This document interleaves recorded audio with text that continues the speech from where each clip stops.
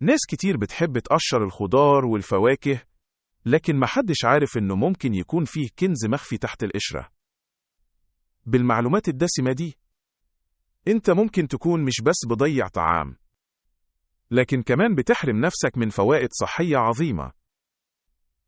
قشور الخضار زي الجزر والخيار والتفاح مليانة بالألياف اللي بتساعد على تنظيم عملية الهضم وتقليل الشهية بفاعلية. يعني لو نفسك في رجيم، كل قشرة تحتفظ بيها ممكن توفر لك دخلات غذائية تحافظ على صحتك. إحصائيات حديثة بتقول إن القشور فيها مضادات أكسدة بترفع من المناعة وبتحارب الأمراض. مثلا، قشرة البطاطس فيها نسبة عالية من الفيتامين سي، وده مهم جدا لصحة البشرة والمناعة، ناهيك عن إنها توفر في تكاليف الشراء. فبدل ما تشتري أكلات تانية، استخدم القشور في الأكل. تخيل إعداد طبق سلطة فيه القشر، هتلاقي طعمه لذيذ ومفيد.